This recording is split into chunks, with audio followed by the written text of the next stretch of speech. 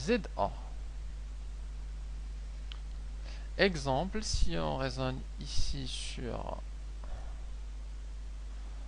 le plan complexe, donc le réel de Z, l'imaginaire de Z, je prends deux points quelconques, le A qui d'affixe 2 plus 3i et B d'affixe 1 plus 2i. Alors, 2, 3, 1, 2, 3. Donc ça c'est 1, 2, 3. Les vecteurs.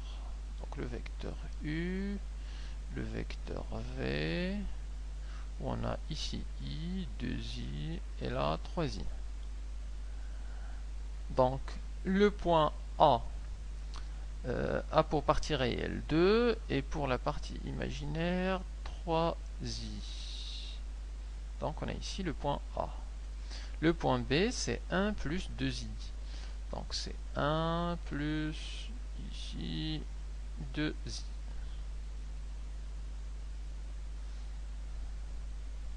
Et le vecteur AB c'est ce vecteur.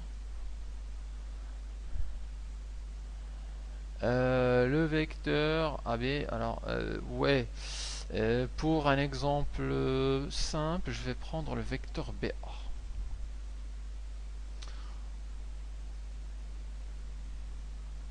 C'est-à-dire celui-là qui part de B vers A. C'est le vecteur BA. Puisque pour le vecteur AB, il faudra plus de gymnastique intellectuelle pour voir la chose. Alors, je vous passe cette gymnastique. Alors, avec les points A et B, donc, et le vecteur BA, on peut calculer la distance AB, ou plutôt la distance BA. Donc, la distance BA,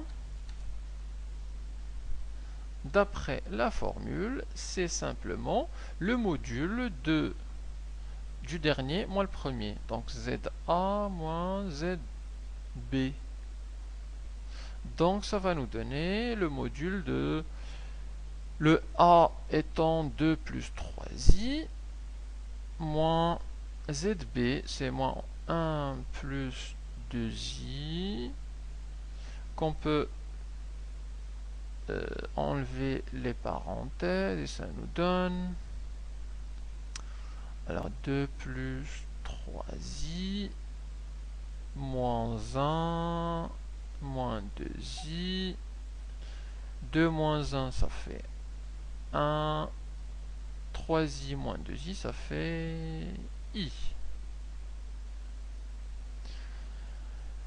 Et donc pour calculer le BA, il suffit de calculer le module de ce nombre-là. Alors le module de ce nombre-là, 1 plus i, on l'avait déjà calculé. C'était ici, et c'était 1 plus i, c'était racine de 2. Donc on peut dire que la distance BA, c'est égal à racine de 2. Donc la distance entre ces deux points, B et A, égale à racine de 2.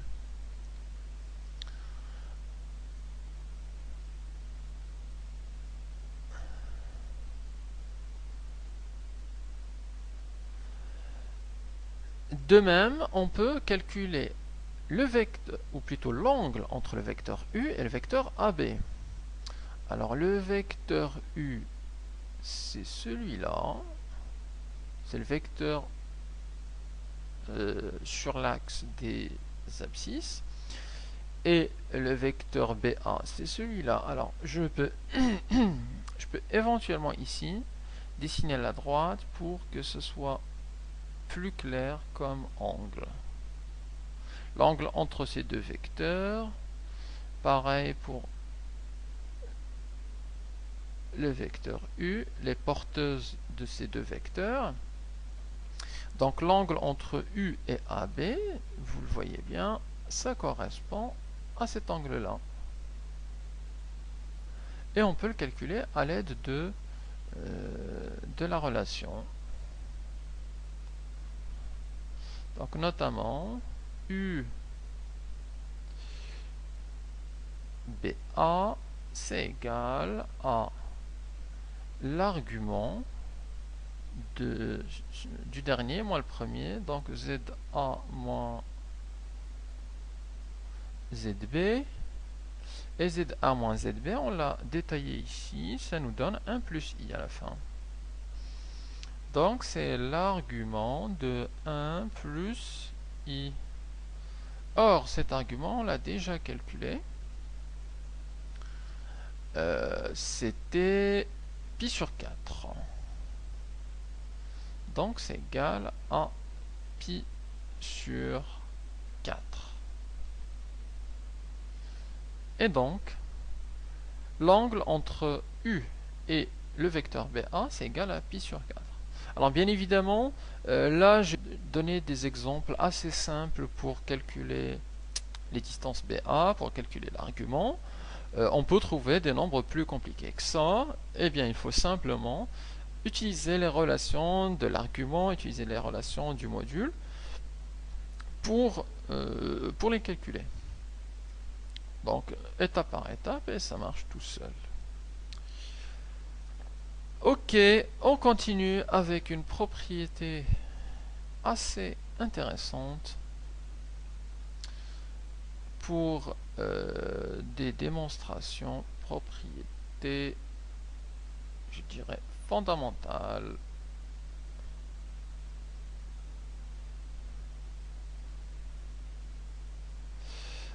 C'est la propriété du ZA moins ZB sur ZA moins ZC. Alors, soit les points A d'affixe ZA, B d'affixe ZB et C d'affixe ZC. Alors, on a un nombre assez intéressant qui est, alors je vais donner ça comme ça, ZA moins ZB sur ZA moins ZC, qui nous donne, alors ce nombre-là nous donne deux informations essentielles, une sur la distance et une autre sur sur les angles. Alors notamment le module de ce nombre-là, le module de ZA moins ZB sur ZA moins ZC, c'est égal à un rapport de distance. Au numérateur, le ZA moins ZB, ça correspond à la distance BA. Le dernier moins le premier, ZA moins ZB. Et au dénominateur, c'est la distance CA, donc le dernier moins le premier. ZA moins ZC. La deuxième info, c'est par rapport à l'argument. En particulier, l'argument de ZA moins ZB sur ZA moins ZC, c'est égal à l'angle entre deux vecteurs. Alors, rappelez-vous bien, celui-là qui est au numérateur, en fait, c'est celui qu'on retrouve en deuxième. En commençant par le dernier, c'est-à-dire BA.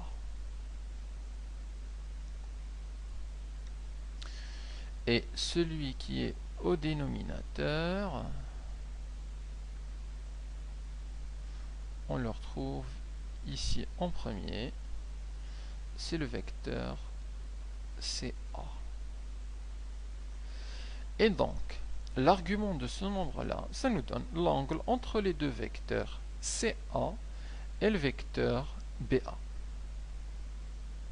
Cette propriété est notamment utile lorsqu'il s'agit de montrer qu'un triangle est isocèle ou qu'un triangle est rectangle. Pour montrer que c'est isocèle, en général on calcule ce nombre-là, on trouve 1, ce qui veut dire que BA égale à CA. Et quand c'est rectangle, lorsqu'on calcule l'argument, on trouve pi sur 2 ou moins pi sur 2.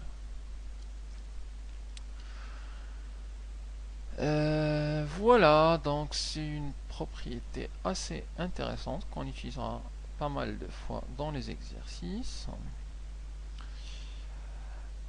Il me reste à vous parler des transformations et de l'écriture complexe de certaines transformations. Alors je vais appeler ici transformation dans le plan complexe, ou plutôt dans le plan tout court. Alors on va utiliser 3 transformations. D'abord les translations.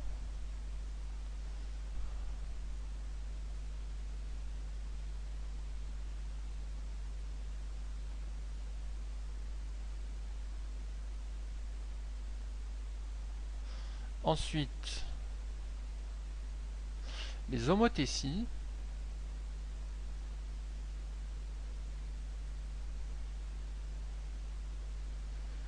Et enfin, les rotations.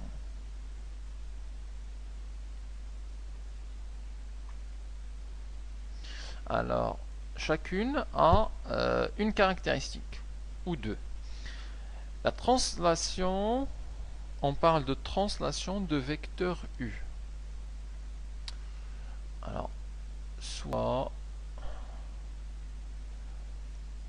une translation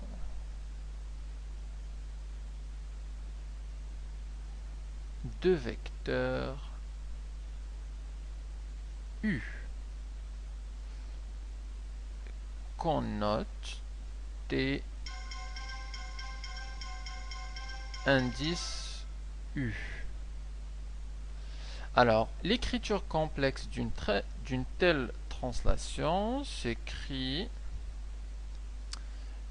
Z' égale AZ plus oméga. Alors, où Z c'est l'affixe du point M, Z' c'est l'affixe du point M', et le oméga, eh bien, il correspond à l'affixe du vecteur U. Donc, si on a un vecteur de translation de 3,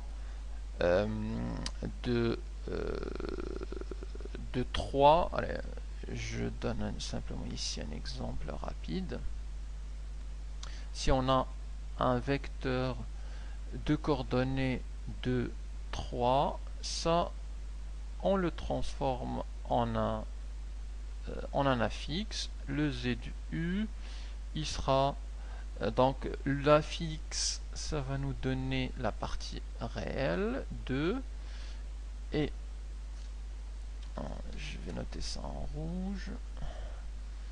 L'affixe, donc c'est la partie réelle de plus, et l'ordonnée c'est la partie imaginaire, donc 2 plus 3i.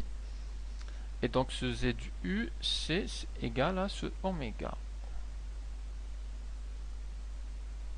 Donc l'écriture complexe d'une translation, on regarde le vecteur de translation, on calcule son affixe, et on a notre écriture. Pour les